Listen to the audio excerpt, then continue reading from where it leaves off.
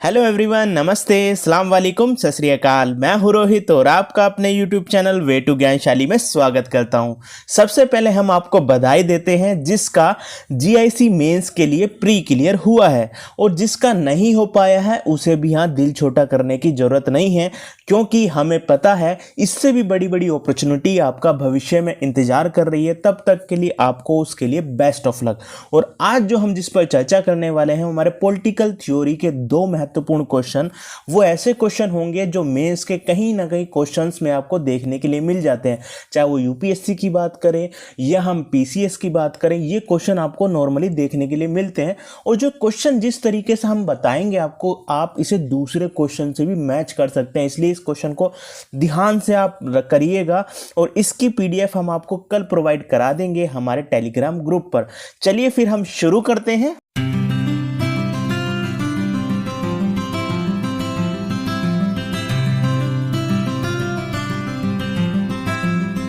जो हमारा यहाँ पर अब क्वेश्चन होगा, जो पहला क्वेश्चन है वो ये है कि हमने 5 क्वेश्चन यहाँ लिखे हैं। इससे ही मिलते जुलते क्वेश्चन आपके पेपर में आएंगे। और याद रखना, इस क्वेश्चन को हम इस तरीके से बताएंगे। आप कभी भी जो क्वेश्चन इस तरीके का नेचर का क्वेश्चन आपके एग्जाम में दिखाई देगा, 100% मैं ये कह सकता हूँ आप उसको बहुत ही अच्छे तरीके से अटेम्प्ट करेंगे।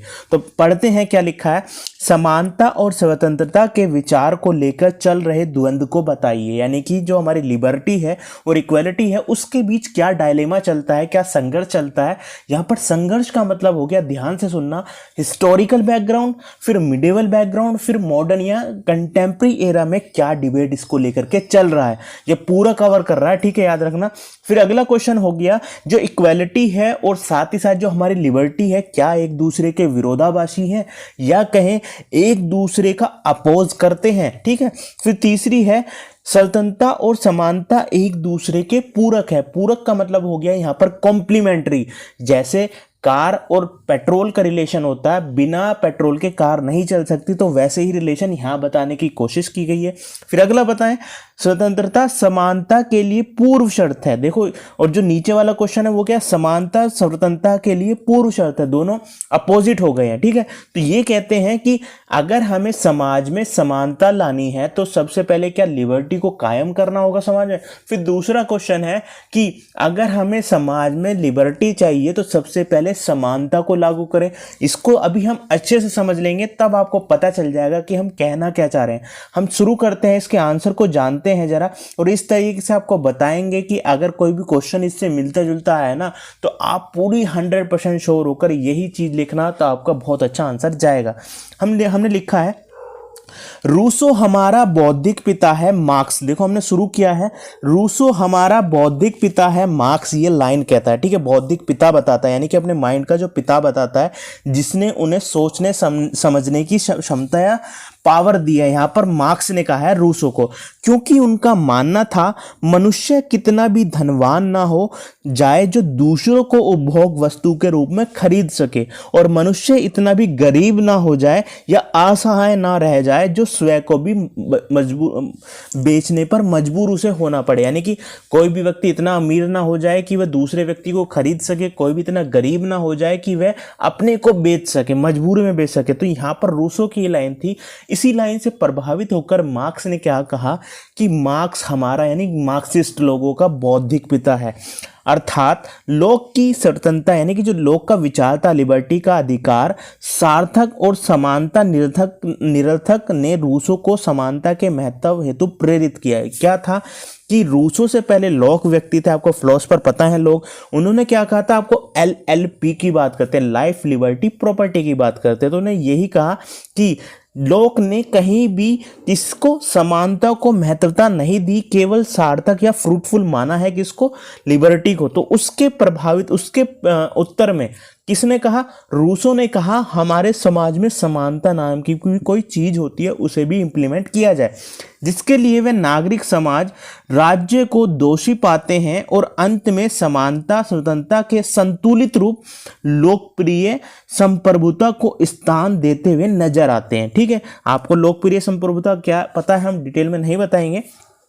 इसी आधार पर रूसो उदारवादी और मार्क्सवादी दोनों ही विचारकों के प्रिय बने। याद रखना, रूसो एकमात्र ऐसे फिलोसफर हैं मिडिवल काल में, हम जब देखें पश्चिमी साइड में देखें, यूरोप में देखें, तो ये कहा जाता है जो रूसो थे उससे उदारवादी लोग भी बहुत प्रभावित हुए और मार्क्सवादी लोग तो प्रभावित हुए ही। बौद्धिक पिता खुद मार्क्स ने बोला है।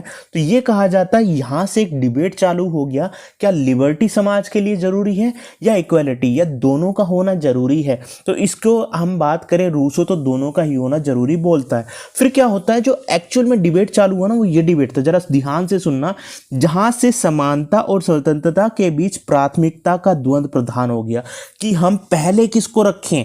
याद रखना, पहले किसको रखें, क्या हम पहले इक्वालिटी को रखें या पहले लिबर्टी को रखें, दूसरे स्थान पर हम किसको बचाएं।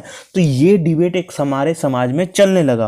फिर हम बात करते हैं, अर्थात समानता और स्वतंत्रता पूरक है या विरोधाभासी है, क्या दोनों एक ही मियान में रह सकती हैं तलवारें, या अलग अलग हैं दोनों चीजें, या एक दूसरे को कंप्लीमेंट्री करती हैं। ये क्वेश्चन यहाँ से, ये डिबेट यहाँ से चालू हुआ। ठीक है, फिर आगे चलते हैं, जिसकी शुरुआत हम विरोधाभासी अर्थात स्वतंत्रता व्यक्तित्व के विकास हेतु महत्वपूर्ण है, वहीं जहां समानता रुकावट है। देखो, हमने शुरुआत की है विरोधाभासी से। अब पहले हम इसको अपोजिटिव वाले वे में भी दिखा रहे हैं कि अपोज एक दूसरे को करते हैं, जिसमें हम सबसे पहले नाम लेंगे उदारवादियों का, जो कहते हैं कि व्यक्ति की स्वतंत्रता जरूरी होती है और समानता उसके राह में रोड़े अटकाती है। ठीक है, समानता का क्या मतलब हुआ, यहाँ पर राज्य दखल देता है, समाज दखल देता है, उसकी लिबर्टी को पूरी तरीके से यूटिलाइज नहीं करने देता है। तो इंग्लैंड के विचारक मिल ने इसे लोकतांत्रिक व्यवस्था में डालते हुए कहा, समानता का विचार बहुतंत्र लाता है, यानी कि बहुतंत्र लाता है, और बहुतंत्र क्या करता है, निरंकुशता उत्पन्न करता है।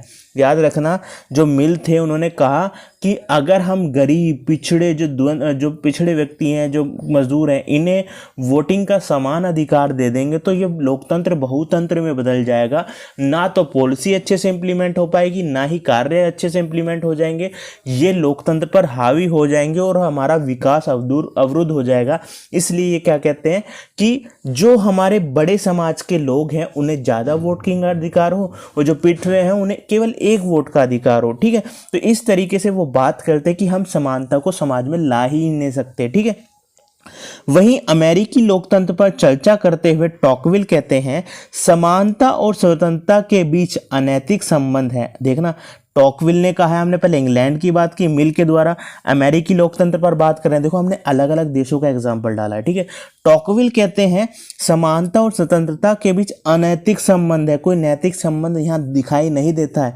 ठीक है, अनइथिकल संबंध है यहाँ पर, क्योंकि समानता राज्य का केंद्रीकरण, प्रवृत्ति और शोषण को जन्म देती है। कैसे, क्या करेगा, जब राज्य होगा वो समानता लाने के लिए क्या कर देगा, आपकी लिबर्टी को सीमित कर देगा, और वो नई नई पॉलिसियां लेकर के आएगा, वो ज़्यादा पावर अपने हाथ में कर लेगा, यानी कि सेंट्रलाइज कर लेगा आपकी पावर को, जहां पर आपकी लिबर्टी प्रभावित होगी। इसलिए ये भी कहते हैं कि लिबर्टी और इक्वालिटी के बीच क्या है, अनैतिक संबंध होता है, अनइथिकल संबंध होता है। इसमें वे एक दूसरे के विरोधाभासी की बात करते हैं।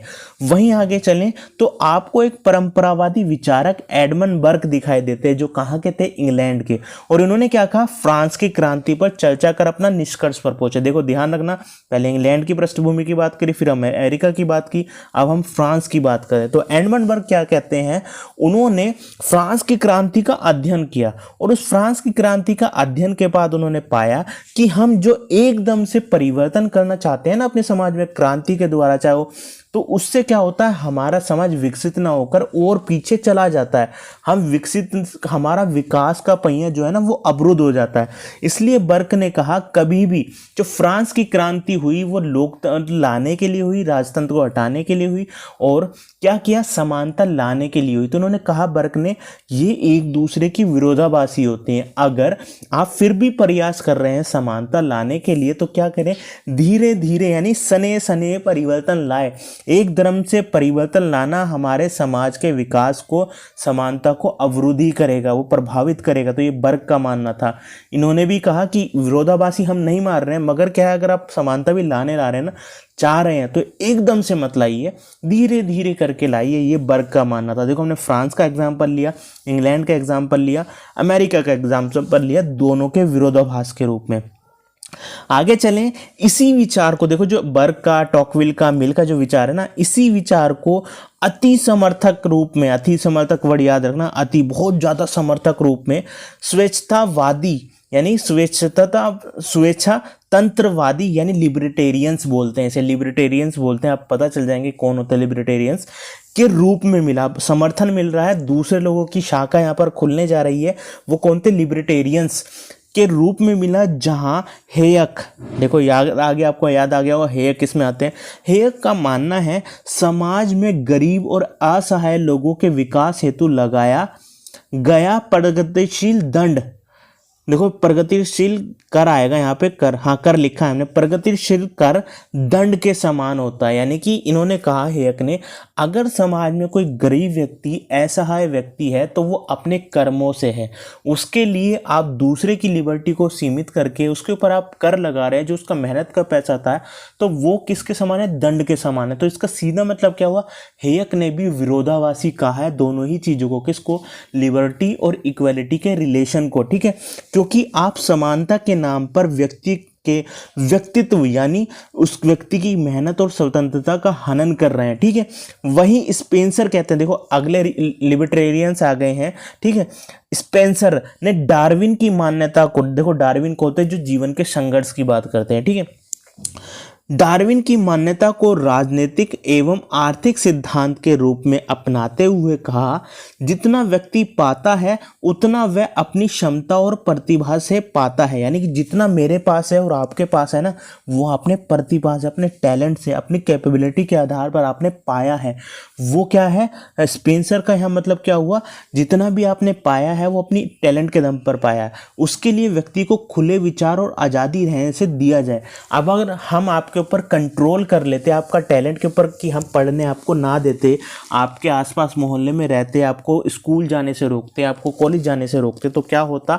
आपका विकास अवरुद्ध हो जाता। तो ये भी यहाँ कहते हैं कि व्यक्ति को खुला छोड़ा दिया है, उसके विचारों को खुला रखा जाए, उसको आज़ादी दी जाए, तभी वह अपने लिए विकास कर पाएगा। तो यहाँ पर ये भी कहते हैं कि राज्य जो है, समाज जो है, ऐसे नीति कानून ना बनाए जो व्यक्ति की लिबर्टी को समानता के नाम पर कम कर दे। तो स्पेंसर का भी यहाँ पर मानना हुआ। फिर अगर बहुत फेमस नाम आप जानते ही हैं, रॉबर्ट नॉजिक। रॉबर्ट नॉजिक की बात करें, तीसरे लिबर्टेरियंस हैं, ठीक है। कहते हैं कि आप दूसरे के कल्याण के बदले अन्य की हकदारी, देखो आपको बताना, इन्होंने हकदारी का सिद्धांत दिया था, ठीक है, हकदारी को खत्म कर दूसरे प्रकार की असमानताओं को जन्म दे रहे हैं, जिससे व्यक्ति, समाज, राज्य का विकास अवरुद्ध होगा। देखो नॉजिक ने तो सीधे कह दिया, अगर आप ना क्या कर रहे हैं, व्यक्ति ने जो अपने ऐतिहासिक तौर पर हिस्टोरिकल रूप से जो मेहनत से कमाया है और आप वर्तमान में उसकी संपत्ति को छीन रहे हैं, उसके हक को छीन रहे हैं, तो इसका मतलब क्या हुआ? आपने उसका थोड़ा सा बेशक अंश लिया होगा, मगर आप क्या कर रहे हैं? समानता के नाम पर दूसरी असमानता को जन्म दे रहे हैं, जो बिल्कुल ही रॉन्ग होना चाहिए, क्योंकि उस व्यक्ति ने अपने हक से कमाया। तो ये भी क्या करें, एक दूसरे के विरोधाभासी, देखो रे कट्टर वाले विरोधाभासी थे, याद रखना, ठीक है। इसलिए कल्याण का विचार दासता का पर्याय होता है, ठीक है। इन्होंने क्या कहा कि जो कल्याण का विचार आप लेकर के चल रहे हैं ना समानता के लिए, वो एकदम क्या है? दासता का मार्ग है या दासता का पर्याय है। किसने कहा? रॉबर्ट नॉजिक ने कहा, ठीक है। तो अब क्या हुआ, जब ये स्वेच्छातंत्रवादी विचारक पूर्ण प्रक्रियात्मक व्यवस्था की बात करते हैं, देखो पूर्ण प्रक्रियात्मक का मतलब क्या हो गया? एब्सोल्यूट प्रोसीड्यूरल, ठीक है, एब्सोल्यूट प्रोसीड्यूरल सिस्टम की यहाँ पर बात करते हैं, जहाँ राजनीतिक लिबर्टी और आर्थिक को समान रूप से लागू किया जाए। यानी जो प्रोसीड्यूरल जस्टिस वाले या प्रोसीड्यूरल विचार वाले जो लोग हैं, सिस्टम वाले लोग हैं, जैसे स्पेंसर, नॉजिक, कहते हैं कि व्यक्ति को पूरे तरीके से राजनीतिक अधिकार और लिबर्टी दी जाए, जहाँ पर उस लिबर्टी का वह अपने ढंग से यूज़ करेगा, अपना आर्थिक विकास भी फिर वह कर पाएगा। और अगर उसके कुछ राजनीतिक अधिकारों का किसी ने हनन किया है तो राज्य उसे रोकेगा, राज्य का यहाँ पर वो दायित्व या कर्तव्य होगा, ठीक है। तो ये क्या कहते हैं, और गारंटी भी रखी जाए कोई विशेष अधिकार समाज में ना हो, ये मना कर देते हैं, कोई विशेष अधिकार की जरूरत नहीं है, व्यक्ति को खुला छोड़ दो, उसके पास दिमाग है, माइंड है, वो अपने से अपने लिए भरपेट खाना कमा सकता है, अच्छे अच्छे डेवलपमेंट कर सकता है, अच्छी अच्छी खोजें कर सकता है, ठीक है। फिर आगे चलते हैं। हालांकि अब देखो उसको और आगे चल रहे हैं हम, अब मिडिवल में ही हम चल रहे हैं ना, तो और आगे चल रहे हैं। ये हालांकि समकालीन विचारक, देखो सबसे बड़ा नाम आता है जब हम विरोधाभास या कहें अपोजिट की बात करें लिबर्टी और इक्वलिटी, तो इजाया बर्लिन ने अपनी पुस्तक टू कॉन्सेप्ट ऑफ लिबर्टी में इन सभी विचारकों को नकारात्मक और सकारात्मक स्वतंत्रता या लिबर्टी, पॉजिटिव या नेगेटिव लिबर्टी का रूप दिया। ठीक है, बहुत ही ऑफिशियली औपचारिक रूप से इन्होंने ये वर्ड दिए हैं। पहले जब वो सब अपने विचार बता रहे थे तो वो अपने तरीके से बता रहे थे, उसे कोई नाम नहीं दिया था। इन्होंने इजाया बर्लिन ने यहाँ पर एक नाम दिया है, नकारात्मक और सकारात्मक लिबर्टी का नाम यहाँ पर भी दिया। उनका उत्तर बर्लिन ने, उसका उत्तर क्या कहते हुए दिया है, वह नकारात्मक का समर्थन करते हैं। उसका उत्तर बर्लिन ने व्यक्ति, समाज, धर्म, समाज, प्रथा से आज़ादी कहा, जहाँ समान रूप से गरुड़ पक्षी की तरह उड़ने और मछली की तरह तैरने के लिए आज़ाद है। ये क्या कहते हैं, यहाँ पर कोई व्यक्ति, समाज, राज्य, प्रथा, धर्म किसी तरीके का प्रतिबंध व्यक्ति पर ना लगाए।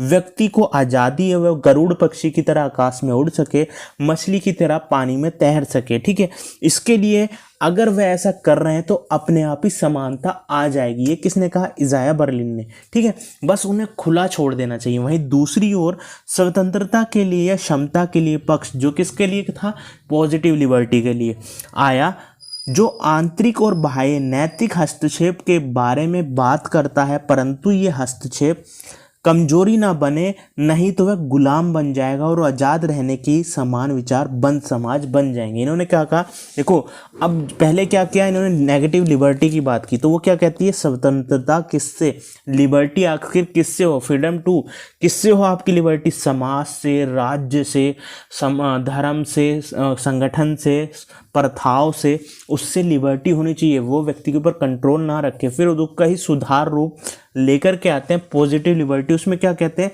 स्वतंत्रता के लिए, यानी स्वतंत्रता के लिए उसकी आज़ादी को और मजबूत देने के लिए क्या किया जाए, उस पर कुछ आंतरिक और बाह्य हमें कुछ न कुछ प्रतिबंध लगाने चाहिए। वो प्रतिबंध कैसे हों, सुधारक के रूप में, जो उसकी आज़ादी को बहुत मजबूत करे। जैसे एक व्यक्ति रोड पर दारू पी करके चल रहा है, अगर वह नाली में गिर जा रहा है तो उसके लिए क्या करेगा राज्य, या कहें कि एक व्यक्ति दारू पी करके या ड्रिंक एंड ड्राइव करता है, वो उसके ड्रिंक की वजह से अगर वो एक्सीडेंट हो जाएगा तो सामने वाले की जान को खतरा है, तो राज्य वहां पर कंट्रोल कर सकता है कि आप दूसरे की लिबर्टी का भी हनन कर रहे हैं और आपको हम रोकते हैं। आपको इसलिए भी रोकते हैं क्योंकि आपकी भी लिबर्टी या जान को खतरा होगा, इसलिए हम आपके ऊपर कंट्रोल कर सकते हैं। तो इन्होंने, इजाया बर्लिन ने ये कहा, यहाँ पर भी इन्होंने क्या कहा कि पूरी तरीके से व्यक्ति को आज़ाद दे दो, यानी कि पहले नंबर पे किसको रखा है इन्होंने, लिबर्टी को, उसके बाद समानता अपने आप आ जाएगी।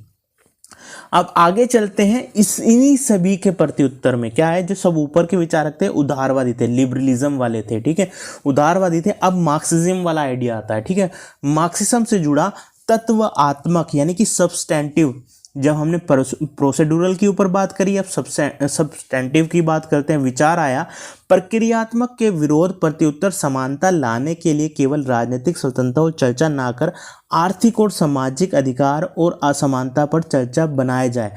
यानी इन्होंने कहा, तत्वात्मक ने कहा, मार्क्सवादी जो थे, केवल आपने राजनीतिक विचारों की तो बात कर ली, व्यक्ति की यहाँ पर असमानता आर्थिक और सामाजिक भी है, उसको आर्थिक और सामाजिक अधिकार भी दिया जाए। और आर्थिक और सामाजिक अधिकार का देने का मतलब क्या होगा, यहाँ पर उसके लिए विशेष प्रावधान किए जाए, समानता लाई जाए, क्योंकि बिना समानता के लिए समाज में आप क्या नहीं कर सकते हैं, लिबर्टी को लागू कर ही नहीं सकते हैं। इसलिए क्या करें, समाज में समानता के लिए भी कार्य करें, यानी कि आर्थिक और सामाजिक समानता। ठीक है, जहां सभी के लिए समान परिस्थितियां, विशेष प्रावधान, अवसर की उपयोगिता उपलब्ध कराने पर बल देती है। ठीक है, याद रखना, तत्वात्मक यही कहते हैं। उसका एक बेस्ट एग्जाम्पल आपको देखते हैं,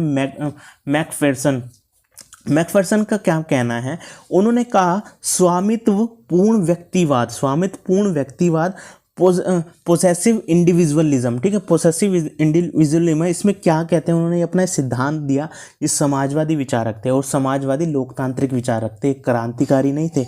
इन्होंने क्या कहा, स्वतंत्रता के इस व्यक्तिवादी विचार ने पूंजीवादी और खुले बाजार का समर्थन करता है और इसने व्यक्तियों को तर्कसंगता, नैतिक निर्णय, चिंतन और एक दूसरे से लगाव को दूर कर दिया है और वह सहजता और सहायता का भाव भूल गया। याद रखना कि व्यक्ति को ना जो हमारी लिबर्टी वाली जो फीलिंग्स थी, हमने समानता के विचार को पूरा धुंधला कर दिया है।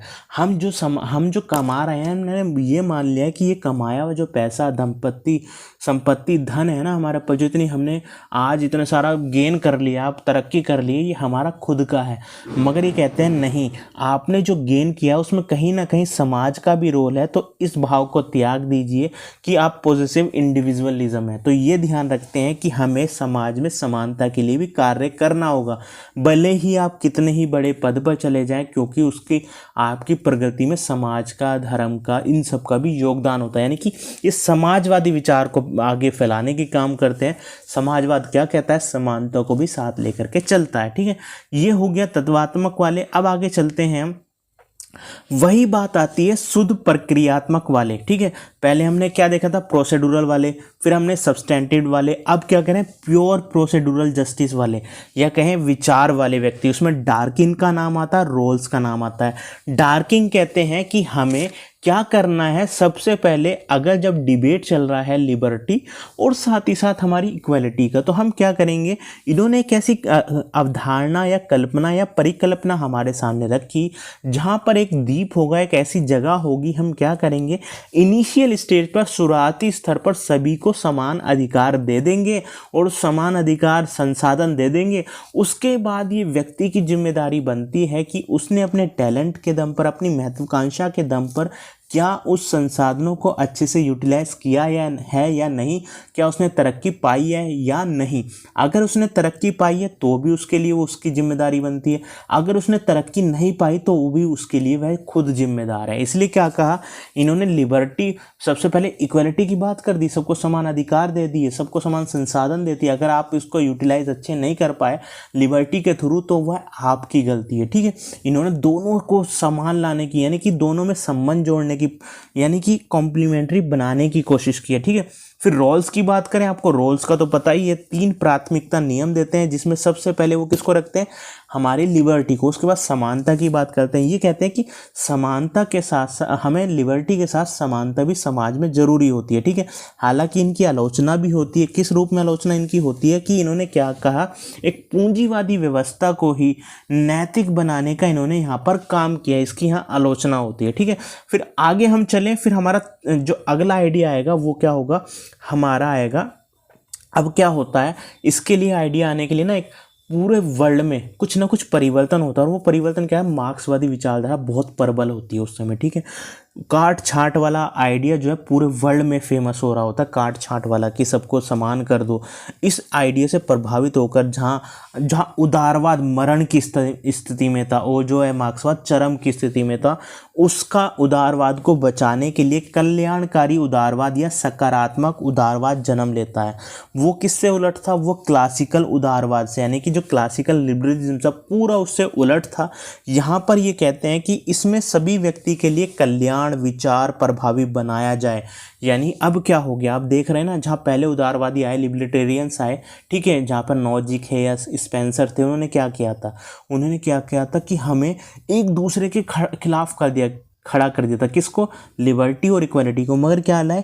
जब मार्क्सवादी विचारधारा पूरे वर्ल्ड में फेमस हो रही थी, इन्होंने कहा कि समानता लाई जाए, तो ये डरने लगे कि कहीं उदारवादी जो हमारी विचारधारा है वो कहीं खंडर ना बन जाए, वो कूड़े का कचरे का ढेर ना बन जाए। इसलिए उसे ऊपर उठाने के लिए कल्याणकारी उदारवाद आता है। उन्होंने क्या किया?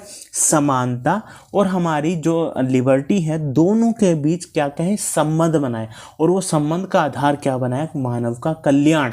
यानी जो समाज का दबा कुचला व्यक्ति है, महिला है, पिछड़ा व्यक्ति है, जेंडर वाले व्यक्ति हैं, बूढ़े व्यक्ति हैं, उनके लिए भी हमें क्या करना होगा? कुछ ना कुछ कल्याण के कार्य करने होंगे। यानी कल्याण के कार्य का मतलब हो गया समानता लाने के लिए कुछ ना कुछ करना होगा, सभी समाज में तरक्की आ पाएगी। उसमें हम नाम लेते हैं लॉस्की, बार्कर, टी.एच. ग्रीन। जैसे आपने भी पेपर भी दिया होगा असिस्टेंट प्रोफेसर का, वहाँ पर क्वेश्चन आपको आया था, समानता वास्तविकता में लानी है तो हमें केवल राजनीतिक समानता समानता भर से काम नहीं चलेगा, बल्कि हमें आर्थिक समानता भी लानी होगी। ऐसा ही क्वेश्चन आपके असिस्टेंट प्रोफेसर में आया था, हमने कहा था उसका आंसर लॉस्की होगा, क्योंकि ये लॉस्की भी लाइन बोलते हैं, फिर वहाँ पर ऑप्शन कॉल भी था, तो दोनों ही बोलते हैं। वो आयोग के ऊपर बात है, वो किसको ठीक करता है, ठीक है। फिर बार्कर कहते हैं कि बार्कर ने जहाँ उससे ही मिला जुला लॉस्की की तरह जुड़ा मिला हुआ विचार है, इन्होंने कहा कि राजनीतिक समानता लाने तब तक अधूरी रहेगी जब तक समाज में आप सामाजिक समानता नहीं लाते हैं। देखो लॉस्की ने क्या कहा, आर्थिक, ठीक है, आर्थिक को याद करेंगे। बार्कर ने कहा सामाजिक समानता, तो इसको ध्यान रखना। इन्होंने समानता की बात करना भी चालू कर दी। जहां उदारवादी केवल पहले लिबर्टी को प्राथमिकता देते हैं, प्रायोरिटी किसको देते हैं, लिबर्टी को, इन्होंने कहा दोनों में बैलेंस बना लिया। तो ये यहाँ पर विचार था। अब जरा हम भारतीय पृष्ठभूमि को भी तो देखें। भारतीय पृष्ठभूमि की बात करें तो अमर्त्य सेन ने क्या कहा है, दोनों के बीच किस आधार पर संबंध बताने की कोशिश की है। जब हम स्वतंत्रता और समानता के बीच संबंध को देख रहे हैं तो हमें व्यक्तियों की क्षमताओं, इन्होंने कैपेबिलिटी से जोड़ा। व्यक्ति की कैपेबिलिटी बढ़ाओगे नहीं जब तक, तब तक समाज में ना तो समानता आ पाएगी, ना ही व्यक्ति अपनी लिबर्टी को अच्छे से यूटिलाइज कर पाएगा। अगर व्यक्ति उस समानता, अपनी कैपेबिलिटी को अच्छे से यूटिलाइज कर पा रहा है तो समाज में इक्वल हो जाएगा। कैसे, इन्होंने एग्जाम्पल दिए कि हम ऐसी मूलभूत सुविधा व्यक्ति को दें जैसे शिक्षा, स्वास्थ्य, अच्छा पानी, अच्छी बिजली। तो क्या गरीब व्यक्ति भी अच्छे स्कूल में जाकर के, सरकारी स्कूल में जाकर के, अगर वो अच्छी क्वालिटी का स्कूल होगा तो उसमें तरक्की नहीं कर सकता। तो उन्होंने कहा कि व्यक्ति की क्षमताओं पर काम करो। जो आप दो अधिकारों की बात कर रहे हैं, लिबर्टी और समानता की, अपने आप ही लागू हो जाएंगे। इन्होंने किसने आइडिया दिया, हमारे अमर्त्य सेन ने। भारतीय पृष्ठभूमि का भी हमने यहाँ पर आपको बता दिया है, ठीक है। और ये इन्होंने कहा कि ये कार्य हमें निरंतर करना चाहिए। ऐसा नहीं कि जैसे हमने आज वर्तमान में, जैसे पिछले पश्चिमी विचारक देखे, बस एक अपनी हाइपोथेसिस दे के चले जाते हैं और कहते हैं कि समाज में इस तरीके से क्या आ जाएगा, न्याय आ जाएगा, समानता आ जाएगी। नहीं, अमर्त्य सेन ने कहा कि हमें रेगुलर बेसिस पर ये काम करना चाहिए। इसका एक छोटा सा एग्जांपल लेते हैं। जैसे हम देखें, हाँ, हमारी सरकार कभी हमें साइकिल देती है, हमारी लड़कियों को कभी लैपटॉप देती है, फिर अब मोबाइल देंगी। तो ये क्या है, ये रेगुलर काम कर रहे हैं। हम अच्छे हाईटेक स्कूल करते जा रहे हैं, कंप्यूटर शिक्षा देते जा रहे हैं। ये क्या है, रेगुलर प्रयास कर रहे हैं। तो रेगुलर प्रयास करने होंगे तभी समाज ना आगे बढ़ पाएगा। एक बार में ही सुविधा देकर के काम नहीं चलेगा। तो इन्होंने ये बात कही। अब देखो, जो सबसे बड़े निष्कर्ष की बात पूछे ना, निष्कर्ष में आप देखेंगे तो क्या देखने के लिए मिलेगा, हमारा जो कॉन्स्टिट्यूशन है ना, हमारा कॉन्स्टिट्यूशन में क्या है, बैलेंस किया गया है। किसके बीच, हमारी लिबर्टी के बीच और इक्वालिटी के बीच। जरा अपनी प्रस्तावना पढ़े तो आपको दोनों शब्द यहाँ देखने के लिए नहीं मिलते। तो हमारा संविधान क्या है, हमारा देश क्या है, दोनों के बीच ही संबंध बनाने की कोशिश करता है, एक दूसरे की कॉम्प्लीमेंट्री बताता है। और इसे लागू करने के लिए हमारे यहाँ पर मौलिक अधिकार और साथ ही साथ डीपीएसपी को भी रखा गया, ठीक है। मौलिक अधिकार और डीपीएसपी को भी यहाँ पर रखा गया है, ठीक है। और हम जब अमेरिकी संविधान की बात करते हैं तो वहाँ पर क्या देखने के लिए मिलता है, जब उनकी प्रेम्बल को आप पढ़ोगे ना, वहाँ पे कहीं भी इक्वलिटी शब्द नहीं लिखा है, केवल लिखा है लिबर्टी। तो याद रखना, हमारी पृष्ठभूमि में, वेस्टर्न की पृष्ठभूमि में क्या फ़र्क है, या आप इसे एग्जाम्पल या कहें अपने कंक्लूजन में डाल सकते हैं। ये था हमारा पहला क्वेश्चन। देखो, हमने आपको पहला क्वेश्चन इस तरीके से बता दिया है कि उससे मिलता जुलता कोई भी क्वेश्चन हो जाएगा ना, तो आप गारंटी के साथ, इतनी सारी हमने उसको पूरा हिस्टोरिकल रूप से बैकग्राउंड बताया, तो उसी आधार पर आप लिख देंगे। अब अगला क्वेश्चन हम आपको यहाँ पर लिख करके बताया है, वो क्वेश्चन आपके यूपीएससी में आ चुका है, ठीक है। तो ये क्वेश्चन है किससे जुड़ा है, लिबर्टी से ही जुड़ा हुआ है। और किसका है, इजाया बर्लिन का, ठीक है। इजाया बर्लिन के नेगेटिव लिबर्टी के विचार से जुड़ा हुआ क्वेश्चन है। क्वेश्चन की ओर ध्यान देते हैं। क्वेश्चन कहता है कि जो क्वेश्चन कहता है, बर्लिन का मूल्य परक बहुलवादी विचारक क्या है, यानी कि जो मूल्य, वैल्यू ओरिएंटेड प्लूरलिज्म, यानी जो प्लूरल विचार होता है ना, वो क्या है, बर्लिन का विचार यहाँ पर पूछा है। यानी प्लूरल का मतलब क्या होता है, बहुवाचक, बहुवचन, ठीक है, उसे प्लूरल हम बोलते हैं। तो यानी कि बहुल विचार, बर्लिन का बहुलवादी विचार क्या है। देखो, बहुलवादी विचार बर्लिन का किससे जुड़ा हुआ है, लिबर्टी से जुड़ा है। और लिबर्टी कौन सी, नेगेटिव लिबर्टी। तो हम यहाँ पर अब आपको बताते हैं हमने इसमें लिखा क्या है। इसमें ज़्यादा बड़े क्वेश्चन लिखने की जरूरत नहीं है, इसमें छोटे से ही क्वेश्चन से काम चल जाएगा। यहाँ पर लिखा है, मार्क्सवाद और फांसीवाद दो चचेरे भाई हैं जो अधिनायकतावादी यानी टोटलिटेरियंस अधिनायकतावादी विचार और बंद समाज को प्रेषित करते हैं। देखो ये सवाल इस बार नेट में आया था आपके जो भी हुआ है, ठीक है। मार्क्सवाद और फांसीवादी जो विचार है ना, ये दो आपस में ही चचेरे भाई हैं जो अधिनायकवादी समाज में लाने की कोशिश करते हैं, बंद समाज बनाते हैं, जिसने द्वितीय विश्व युद्ध से पूर्व और पश्चात अपने रूप को विश्वव्यापी बनाने की भरपूर कोशिश की, यानी कि अपने विचार को पूरे वर्ल्ड में लागू करने की पूरी कोशिश की है। परंतु इनके एकलवादी, याद रखना यहाँ पर एकल आ गया, यहाँ पर था पहले बहुलवादी, ठीक है।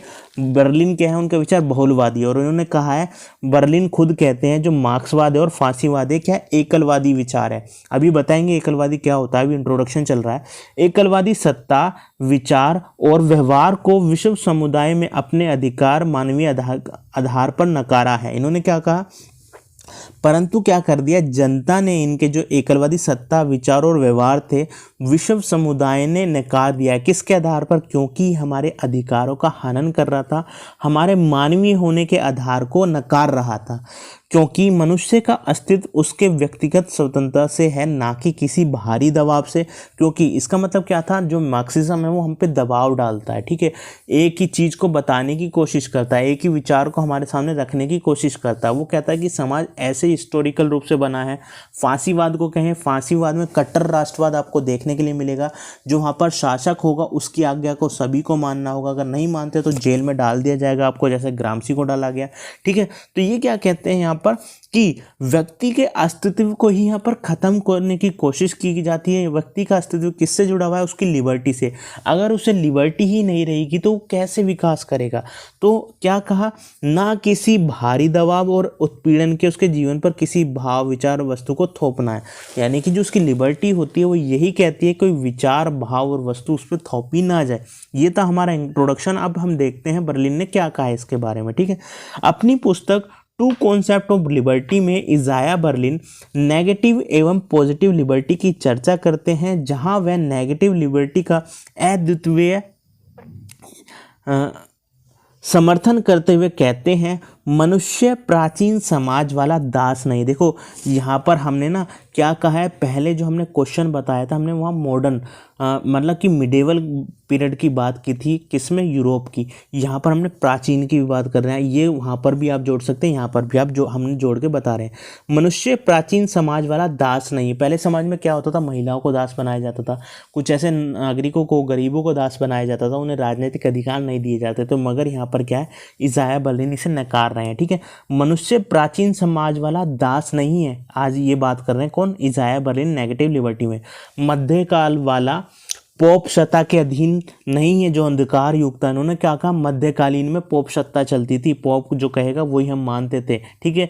जहाँ स्वतंत्रता का मतलब कर्तव्य से लगाते हैं, वहाँ पे आपको लिबर्टी नहीं दी जाती थी, जो आपके पोप ने कहा दिया वही आपको करना है, वो आपका कर्तव्य बन जाएगा, वही आपका अधिकार या लिबर्टी हो जाएगा। वो भी आज समय नहीं है, ठीक है। इज़ाया बर्लिन कहते हैं अब वह आधुनिक युग में है, परंतु यहाँ भी उसकी स्वतंत्रता पर कोई समाज, धर्म, संस्था, राज्य, विचारधारा उसके ऊपर एकलवादी, अर्थात देखो अब बताऊंगा मैं एकलवादी का क्या अर्थ होता है। ऊपर एकलवादी अर्थात जो दूसरे द्वारा थोपे जाने वाले आचार, विचार, शक्ति इत्यादि को व्यक्ति मानने के लिए बाध्य नहीं है। यानी कि एकलवादी का मतलब क्या हो गया, जैसे मैंने कहा भाई आपको यही क्वेश्चन एग्जाम में करना, यही 100% ये लिख करके आना है, तो क्या हो गया, आपका समाज, आपका दिमाग, आपका विचार, आपका व्यवहार बंद हो जाएगा। आप रट्टा लगा के जाएंगे, कुछ नया उसमें ऐड नहीं कर पाएंगे।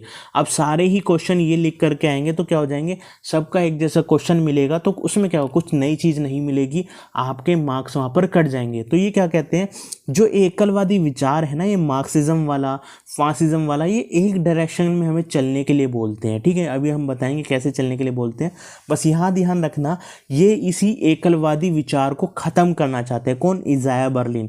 और वो कहते हैं, इज़ाया बर्लिन जो विकास को अवरुद्ध कर देता है, ठीक है, क्योंकि अब यहाँ पर बताते हैं, क्योंकि स्वतंत्रता बंधनों के अभाव की चर्चा करता है। जो नेगेटिव लिबर्टी है वहाँ पर बंधनों के अभाव की चर्चा की गई, बंधन नहीं होना चाहिए, एकलवादी विचार नहीं होना चाहिए, और प्रत्येक व्यक्ति के विचार, सोच, मूल्यों कार्यों को बहुल मानते हैं। ठीक है, बहुल क्या मतलब हो गया, प्लूरल हो गए।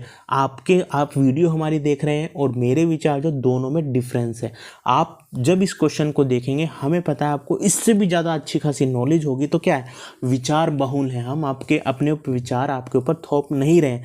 अर्थात मनुष्य मानसिक, बौद्धिक एवं शारीरिक रूप से विविध होता है, कि आप और आप में बहुत सारे डिफरेंस है। ठीक है, आपकी बौद्धिक क्षमता में, मानसिक क्षमता में, शारीरिक क्षमता में और तर्क लगाने की क्षमता में बहुत सारा विविध ज्ञान है। चाहे वह विविधता उसकी जाति, धर्म, परंपरा से भी क्यों ना जुड़ा हो सकता है। आपको धार्मिक ज्ञान ज़्यादा हो, आप अगर भारत में तो कास्टिज्म चलता ही है ना, हमारे यहाँ तो कास्टिज्म इस तरीके से है कि कोई जाति वाले को अच्छा ज़्यादा ज्ञान होता है धर्म का, और जो निचली जाति है उसे कम ज्ञान होता है। तो क्या है यहाँ पर, ये सब भी यहाँ देखा गया है। ठीक है, उसे खुद के चयन, पसंद, स्वीकारता और निर्णय लेने का पूर्ण अधिकार हो। कोई धर्म भी उसके ऊपर कोई बात थोपेगा ना, मान लीजिए मेरा धर्म ये कहता है कि आपको चिकन नहीं खाना है, आपको मटन नहीं खाना है, आपको नॉनवेज नहीं खाना है, आपको ये काम करना है, आपको ये पहनावा पहनना है, यानी कि खाने पीने, बैठने उठने, आचार विचार, कपड़े का धारण करने के लिए अगर धर्म रोकता है तो वो धर्म नहीं है। यहाँ पर कौन कहता है, यहाँ पर इज़ाया बर्लिन, क्योंकि वहाँ पर वो आपके ऊपर थोप रहा है। ठीक है, उदाहरण स्वरूप हमने यहाँ पर लिखा हुआ है, धर्म व्यक्ति के पहनावे, खाने पीने, घूमने इत्यादि पर नियंत्रण करता है, तो यह भी उसकी नकारात्मक यानी बहुल विचार, यानी जो उसका विचार है ना, उस पर प्रतिबंध लगाने जैसा है। इससे तो अच्छा है वह मनुष्य ही ना रहकर जानवर की श्रेणी में आ जाए। वहीं अगले एग्जाम्पल की ओर चलें तो अगला एग्जाम्पल हमारा क्या है, मार्क्सवाद और फांसीवाद जैसी विचारधारा क्रमशः अपने आर्थिक अधिसंरचना, देखो आर्थिक अधिसंरचना यानी कि जो हमारा इकोनॉमिक स्ट्रक्चर जो बेस बताते हैं ना, मार्क्सवाद अपनी जो हिस्टोरिकल रूप से जो बैकग्राउंड दिया वो आर्थिक आधार पर दिया। तो यहाँ पर आलोचना करते हैं वो मार्क्सवाद की भी, केवल हर चीज़ आप आर्थिक आधार से देख रहे हैं वो नहीं होता, व्यक्ति का कुछ जीवन सामाजिक भी होता है। ठीक है, और सत्ता का निर्णय ही सत्ता और सर्वोपरि जैसे विचारों से मनुष्य की नकारात्मक स्वतंत्रता को बाधित करते हैं। जैसे हम फांसीवाद क्या करता है, सत्ता का निर्णय जो होगा वही सत्य होगा, वही सर्वोपरि होगा, आपको मानना पड़ेगा। तो ये सब क्या विचार हैं, ये व्यक्ति को ना एकलवादी बनाते हैं, जैसा उसने कहा वैसा हमने मान लिया। हमारा यहाँ पर दिमाग नहीं चलता, हमारी चयन की स्वतंत्रता नहीं रहती, हमें बोलने की आज़ादी नहीं रहती, हमें स्वीकारता की नहीं होती, हमारी पसंद होती है वो हम खुद से नहीं कर पाते हैं। तो ये सब हमें अवरुद्ध करने का काम करते हैं, इसलिए हम इसको नहीं मानेंगे। साधारण शब्दों में बर्लिन का ही एग्जाम्पल हम देखते हैं, जो साधारण शब्दों में जाने तो मूल्यपरक बहुलवाद स्वतंत्रता का वह रूप है जिसमें एक वस्तु को देखने के विभिन्न दृष्टिकोण हो सकते हैं। यहाँ पर हम क्या करें, बहुत सारे दृष्टिकोण अलग अलग हो सकते हैं हमें एक दूसरी चीज़ों को देखने के लिए। आपका जो अप्रोच है किसी चीज़ को टैकल करने के लिए, हल करने की, वो अलग हो सकती है, हमारी अलग हो सकती है। ठीक है, तो यही हमारा बहुलवादी विचार है, और इसको हम अगर छुपाते हैं, इसे रोकते हैं, तो हम किसको, सत्य को छुपा रहे हैं। ठीक है, हम व्यक्ति की योग्यता को कम कर रहे हैं, उसकी चयन की आज़ादी को छुपाने का काम कर रहे हैं। हालांकि हमें याद रखना होगा योग्यता और स्वतंत्रता के बीच संबंध होता है। अब इसे ना एक एग्जाम्पल से जानने की कोशिश करेंगे, खुद जो इज़ाया बर्लिन ने दिया है। ठीक है, क्योंकि हमें याद रखना होगा योग्यता और स्वतंत्रता के बीच संबंध होता है, अर्थात इसे हम बर्लिन द्वारा दिए गए उदाहरण से जानते हैं।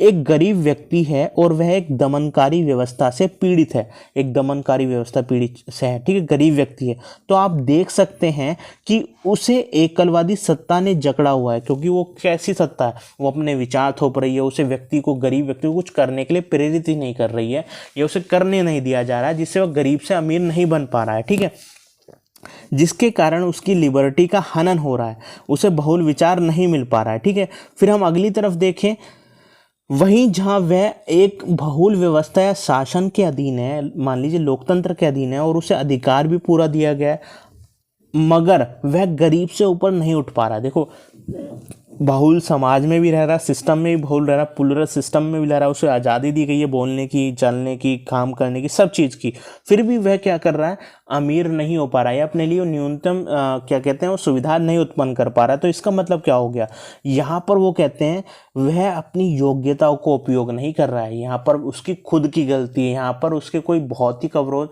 या भारी अवरोध यहाँ पर उत्पन्न नहीं कर रहा है, यह वहाँ पर उसकी खुद की गलती है। तो ये भी वह अंतर करने की कोशिश करते हैं। बाकी और भी उदाहरण वह देते हैं, पक्षी और मछली वाला भी, तो आपको ये भी ध्यान रखना है। देखो ये थे आज के हमारे 2 क्वेश्चन। आपको समझ आया होगा तो वीडियो को जरूर लाइक कीजिएगा। हम पीडीएफ को कल आपको प्रोवाइड करा देंगे हमारे ग्रुप में। अगर फिर भी आपको कोई डाउट हो, कुछ और भी क्वेश्चन हो इससे जुड़े हुए, तो आप हमारे कमेंट सेक्शन में जाकर हमसे पूछ सकते हैं। तब तक के लिए आप इस वीडियो को लाइक करें, चैनल को सब्सक्राइब करें और वीडियो को ज़्यादा से ज़्यादा शेयर करें। जय हिंद, जय भारत।